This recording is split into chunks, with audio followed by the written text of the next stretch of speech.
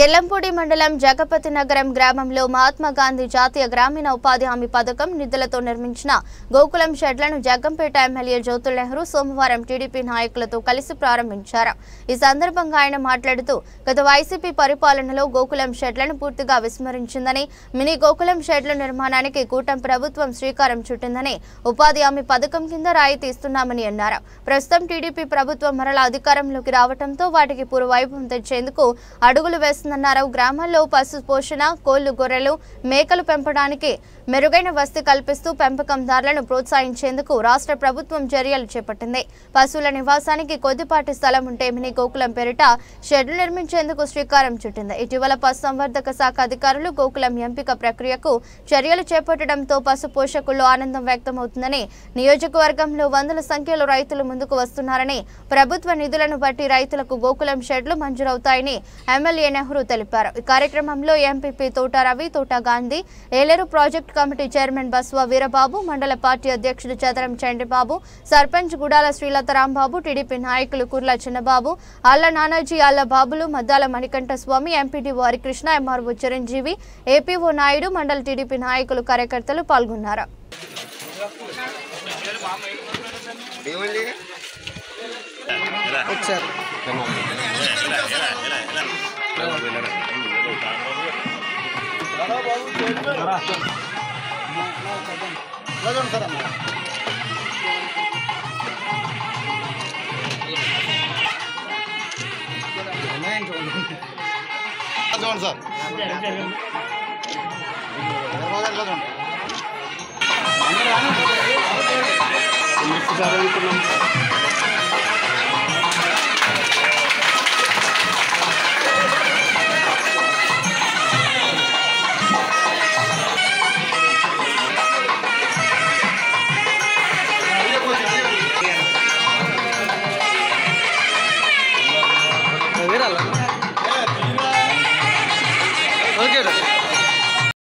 రేపు స్కూల్ తెస్తాం కొత్తగా స్కూల్ తీసిన వెంటనే అమ్మక వందనం అని చెప్పి మీరు ఎంతమంది పిల్లలు ఉంటే అంతమందికి కూడా నిధులు ఇవ్వడానికి రెడీగా ఉన్నాం।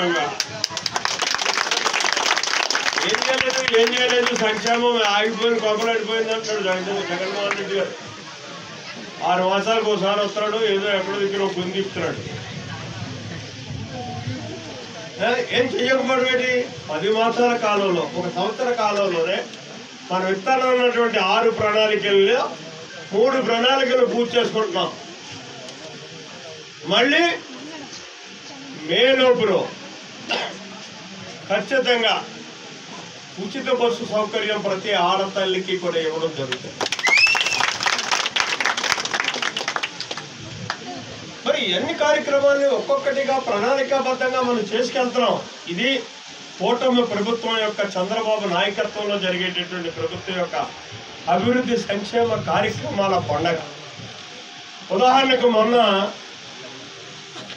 మనకే వచ్చింది, కెల్లంపూడి మండలంలోనే ఎఫెక్ట్ అయింది 4-5 గ్రామాలు వరద। ఇంట్లో పడుకోలేదే, మన నాయకులు పరుగులు తీసి ఎక్కడైతే నష్టపోయిందో అక్కడల్లా పరిరక్షించారు జనాన్ని। ఆ 4 రోజులు కూడా వాళ్ళే అన్ని రకాలుగానే ఆ బాధితులందరికీ సౌకర్యాన్ని ఇచ్చారు।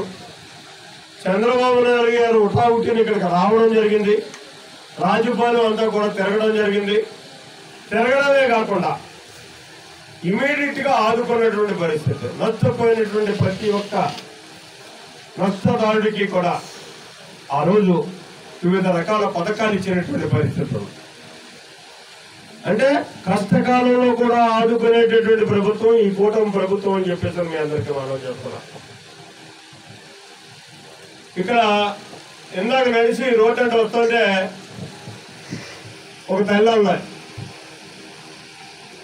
మా రోడ్డు ఇంకా వేయలేదండి అని అంటే నేనన్నాను, అమ్మ అందుకే కదా నువ్వు నాకు పువ్వులు చదువుతున్నావు అన్నాను। అంటే వెంటనే ఏముందో తెలుసా, నేను అందుకు కాదండి, ఈ ఊరు మా ఊరు, మా ఊళ్ళో మీరు రోడ్డు వేశారు కాబట్టి మీకు పువ్వులు చల్లుతున్నారు. అంటే అదే దృక్పథంతో మనం అందరం ఉంటే ఎంత అభివృద్ధినైనా మనం సాధించుకోవడానికి అవకాశం ఉంటుంది.